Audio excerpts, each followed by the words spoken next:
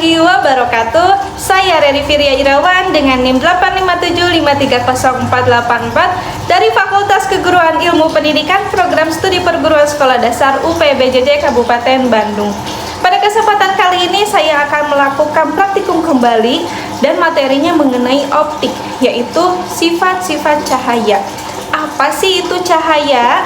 Cahaya adalah bentuk energi yang berupa radiasi dan tergolong gelombang elektromagnetik karena cahaya dapat merambat tanpa zat antara medium. Nah, kegiatan praktikum yang akan saya lakukan ini ialah mengenai percobaan pemantulan cahaya. Tujuan kegiatan praktikum percobaan ini dilakukan ialah saya dapat menjelaskan sifat-sifat cahaya, kemudian menjelaskan sifat-sifat bayangan yang dihasilkan oleh cermin datar, dan menentukan fokus pada cermin cekung. Nah, sekarang alat dan bahan apa saja yang dipersiapkan untuk percobaan pemantulan cahaya, serta bagaimana praktiknya? Ini dia. Nah, alat dan bahan yang sudah saya siapkan di sini ada penggaris, ada sisir untuk celah cahaya, sendok, lilin, lalu korek api, senter, busur derajat, cermin dan cermin cembung menggunakan kaca spion motor, lalu ada kertas putih untuk layar. Nah, untuk langkah yang pertama di sini saya sudah menyusun lampu senter, kemudian celah cahaya yang akan saya simpan di depan cermin datar yaitu menggunakan sisir dan juga kertas putih menjadi alasnya. Nah, kemudian saya akan menyalakan lampu senter dan mengamati dengan baik jalannya berkas cahaya pada saat sebelum dan sesudah mengenai cermin datar. Bisa terlihat jelas. Ini jika terkena cermin datar, kemudian jika tidak terkena cermin datar. Perbandingannya seperti ini. Nah, kemudian selanjutnya saya akan memasang jalannya berkas sinar sehingga bisa tampak bagaimana sudut datang dan juga sudut pantulnya. Saya sudah pasang di sini sisirnya, kemudian saya nyalakan senter dan bisa terlihat di sini bahwa sinar pada senter ini masuk ke dalam celah-celah di sisir. Nah, untuk ukuran besar dan juga panjangnya cahaya ini sama besar yang terlihat pada cermin datar. Saya coba untuk belokkan ke kiri dan ke kanan cahaya senternya, dan yang terlihat pada cermin datar pun sama. Nah, bagaimana pemantulan cahaya itu bisa terjadi? Di sini saya akan menggunakan bantuan cermin kembali yang lebih kecil. Di sini saya akan mencoba untuk melakukan pemantulan. Nah, kita bisa lihat di sini dengan lebih jelas ada pemantulan cahaya yang terjadi. Seperti yang saya lakukan, saya coba untuk membelok-belokkan cermin kecil yang seperti ini. Kemudian saya akan mengukur di sini besar sudut datang dan juga besar sudut pantulnya. Untuk besar sudut datang ini sekitar 90 derajat dan besar sudut pantulnya sekitar 130 derajat. Nah, percobaan lain di sini saya menggunakan celah cahayanya yaitu kertas yang saya lubangi. Kemudian saya arahkan senter arah cahayanya ke dalam cermin secara lurus. Di sini besar sudut datangnya 90 derajat dan besar sudut pantulnya pun sama 90 derajat dikarenakan cermin yang saya simpan di sini lurus, tegak dan tidak dibelokkan. Nah, kemudian di sini saya akan meletakkan sebuah benda, dalam hal ini ialah lilin, di depan cermin datar dan saya akan mengamati bayangannya. Untuk lebih jelasnya saya akan coba mematikan lampunya. Nah, sifat bayangan pada cermin datar ini ialah mayanya semu atau maya. Bayangan terlihat ada di dalam cermin, tapi sebenarnya tidak ada di balik cermin dan tidak bisa ditangkap di layar. Kemudian ukurannya itu sama besar, tinggi, dan bentuk bayangannya persis sama dengan benda aslinya. Pas saya geser-geserkan, ukurannya juga tidak berubah. Saya geser ke kanan dan juga ke kiri. Bisa terlihat di sini, ukurannya pun tidak berubah. Kemudian jaraknya juga sama, jarak benda ke cermin sama persis dengan jarak bayangan ke cermin. Kalau lilin saya maju dan dekatkan sekitar 5 cm, bayangannya juga maju dan mendekat sekitar 5 cm ke arah cermin. Kalau mundur, bayangannya juga ikut mundur, sama juga jauhnya. Kemudian posisi terbalik samping. Kalau lilinnya saya ada di sebelah kanan, bayangannya ada di sebelah kiri. Atau kalau saya pakai baju bertuliskan, tulisannya itu jadi terbalik bacaannya, tapi atas bawahnya tetap sama, tidak terbalik. Kemudian posisinya itu tegak. Bayangannya tetap berdiri tegak, tidak terbalik atas atau bawah. Nah, ini merupakan sifat-sifat bayangan pada cermin datar. Nah, percobaan selanjutnya ialah mengenai pemantulan cahaya pada cermin cembung. Hal langkah utama kembali saya lakukan adalah menyalakan lilinnya, dan tepat di depan lilin ini sudah ada kertas putih yang menjadi layar. Sebelumnya saya akan coba untuk mematikan lampu agar bisa terlihat lebih jelas.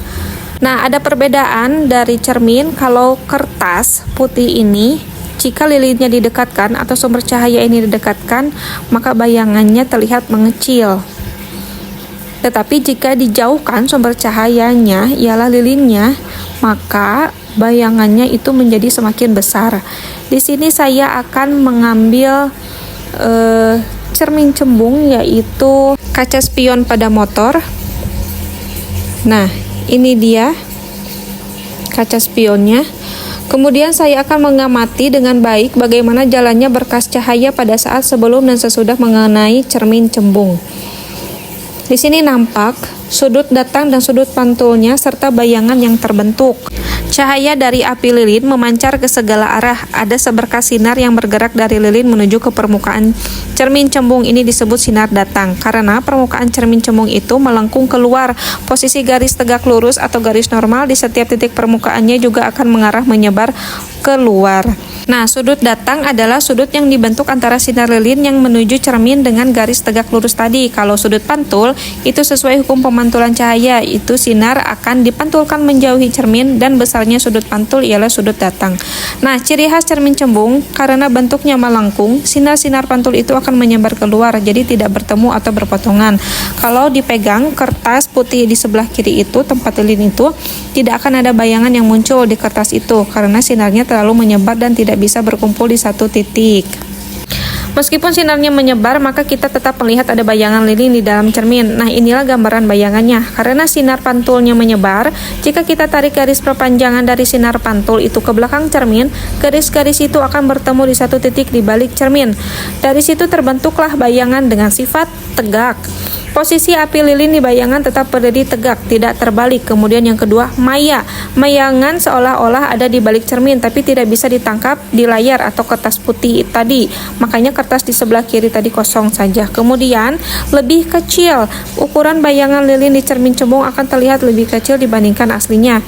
Kemudian terletak di belakang cermin. Kalau bayangannya terlihat ada di dalam cermin, itu lebih dekat ke permukaan cermin dibandingkan posisi lilin asli.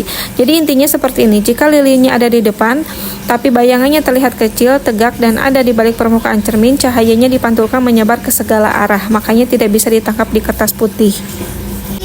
Nah, selanjutnya saya akan melakukan percobaan pemantulan cahaya pada cermin cekung. Di sini cermin cekungnya karena keterbatasan bahan, saya menggunakan sendok di bagian dalamnya.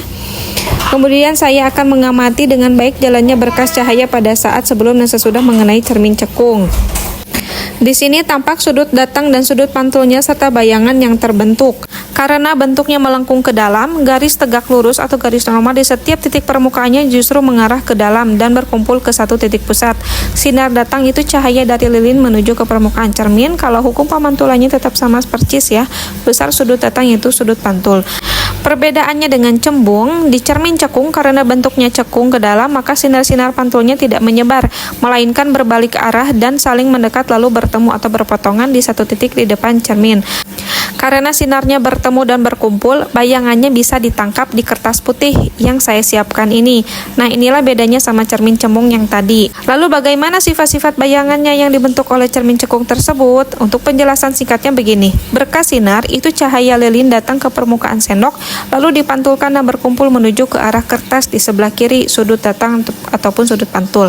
Kemudian hasil di kertasnya, bayangan lilinnya muncul jelas di kertas. Dan sifat bayangannya nyata, terbalik, dan lebih besar dari aslinya.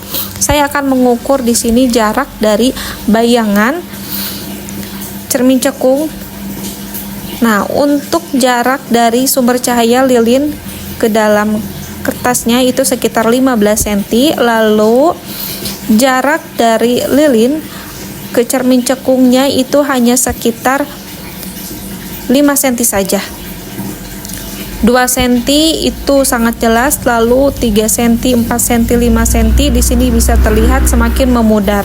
Untuk lebih jelasnya di sekitar 2 cm jarak antara lilin dan cermin cekung, maka hasil bayangan yang terlihat di kertas putihnya sangat jelas. Selebihnya, jika sendok atau cermin cekungnya dijauhkan dalam jarak 10 cm atau 15 cm, maka bayangannya yang ada di kertas putih semakin menghilang. Nah, untuk penutup maka kesimpulannya ialah sifat-sifat cahaya itu bisa merambat lurus, bisa dipantulkan, bisa dibiaskan, menembus benda bening, merambat ke segala arah, dan juga membentuk bayangan. Itu sifat cahaya. Nah, kalau sifat bayangannya, jika cermin datar itu maya, tegak sama besar, berkebalikan samping, dan juga jarak bayangan sama dengan jarak benda. Kalau cermin cekung, sifat bayangannya bisa nyata atau maya, bisa terbalik atau tegak, ukuran bisa lebih kecil, sama besar, atau lebih besar, tergantung jarak benda. Kemudian untuk cermin cembung, sifat bayangannya itu selalu maya, tegak, dan lebih kecil dari benda asli. Sekian praktikum mengenai sifat cahaya. Terima kasih. Wassalamualaikum warahmatullahi wabarakatuh.